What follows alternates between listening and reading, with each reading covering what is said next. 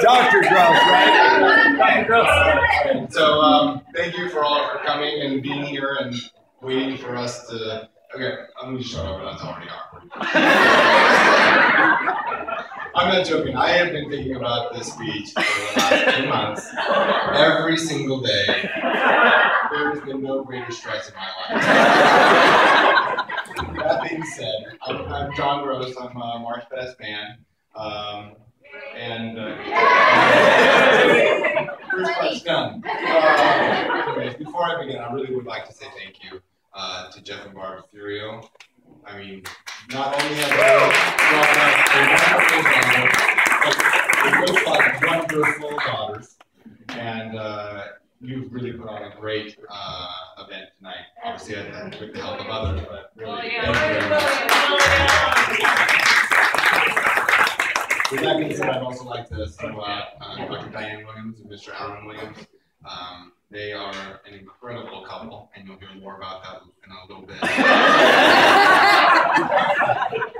But, I really mean this. We really, appreciate the opportunity to celebrate this great night with you guys. And I'm speaking not just for myself and my wife, but also for our friends here.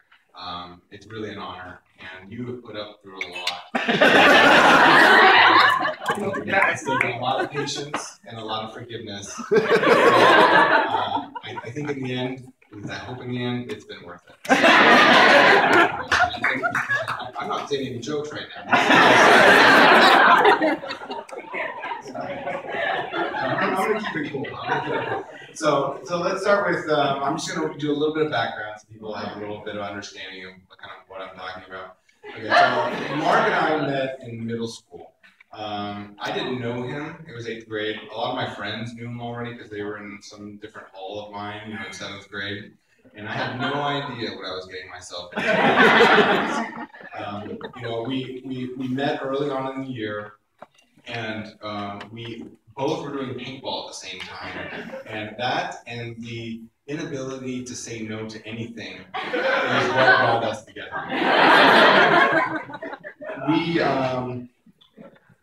Sorry, that was a little hiccup there. With those two things, Mark and I's friendships sparked and it grew from there. And I would say that we have a group of friends from high school that are very, very close. We've kept in close contact through the last 20 years and only grown closer through that time. And I think that's a rarity. A lot of people make friends in college and move on, but really our high school friends have been very important. And we've also brought in, friends from college into that group throughout it, like Gabe and Scott and other people. I apologize if I don't mention anybody. But I really have to say that, in high school there was this thing that I think most people know about, and that is that it was Mark and John. It's funny, but it's true. If John showed up, it's where's Mark? And if Mark showed up, where's John? And it's usually two steps behind. And that was awesome. And it still is awesome. Because it's rare to have such a close friendship like that, where you become brothers. And that's really what it was and is today. And I find that very special. So let me go into basically saying that during that time, everything I did, as I'm saying, I did with Mark. We played sports together. We did, we went bridge jumping together. We were hanging out on the weekends, of course, every weekend. We skipped school. And it brought a lot of stories, and I had to be very careful on what stories I was one story is we were 15 and we had a little party at my house, and I think it was the 4th of July, and I think it's still considered epic. But we had a 9 a.m. game the next day, and I think Mark's brother Eric gave us a ride at the game, and we showed up. We didn't even throw a ball. We went and sat down on the bench and waited for the game to start. I went 0 for 5, 5 errors, and Mark careered. He was out in the outfield making superstar plays. They should have been routine. But he was like, oh, what do I do? What do I do? And then he'd run over and make this diving catch. And it was like, it shouldn't have been that hard, but he looked like an all-star. And then at the end of the game, you know, he gets on base, we're tied game, it's last inning, and coach is, you know, steal, and he's like, I'm gonna puke. And we won the game.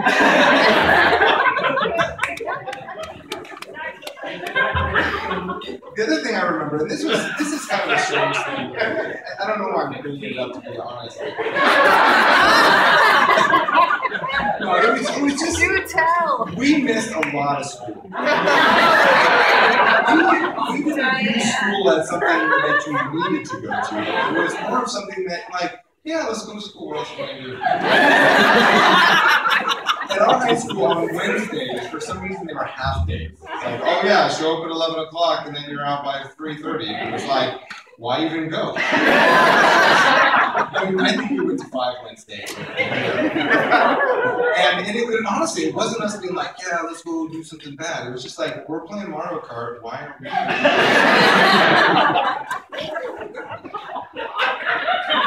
These are true stories. And I just want to say, like, yeah, a lot of the teachers thought we were annoying. We did get kicked. Like, we were in the same class the first year, and they did remove us. I don't think that was like one time. It was like later on they accidentally put us back together and they removed us again. There were a couple of teachers that liked us because they got it. They understood that we were just there to have a good time. And when they saw that and appreciated it, they were having a good time with us.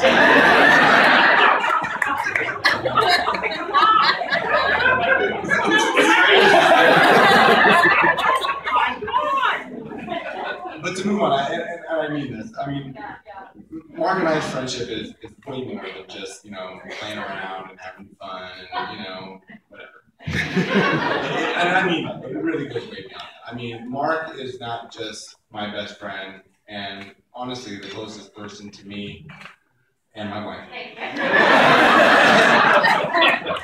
Good call on that one. I mean, look at it,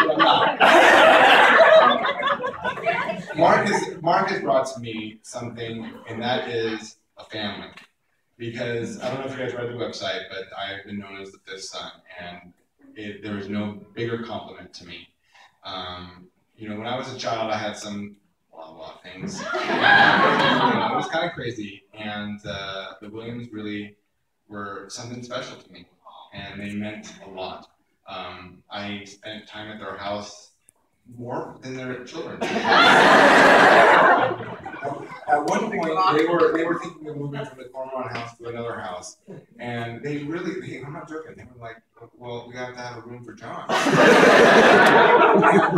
I heard that at the dinner table. I was so touched.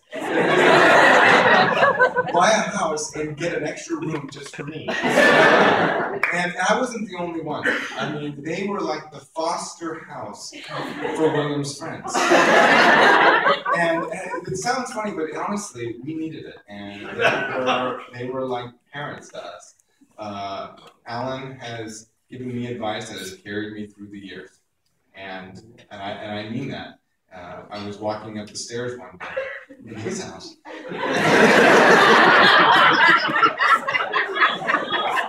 And he looked at me and he goes, John, just keep everything in moderation. You'll be okay. It was out of nowhere. And I was like, that's really good advice.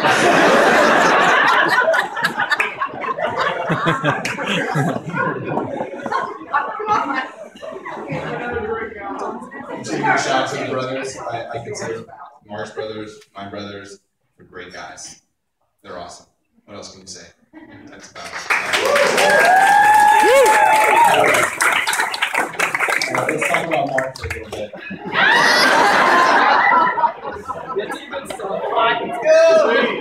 At my wedding, Mark tried to say that I was loyal.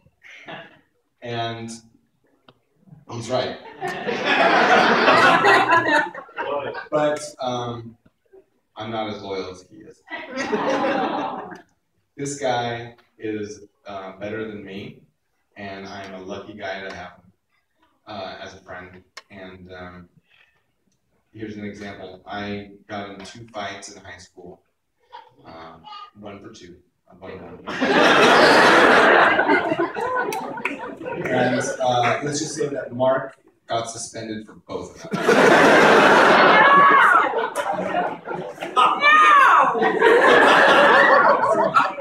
You shouldn't pick bad friends. You should have stayed in New Jersey. This guy has been behind me and has always given me the best advice, and has always put, as you all know, other people in front of himself. He is extremely thoughtful. When you meet him, you're like, wow, this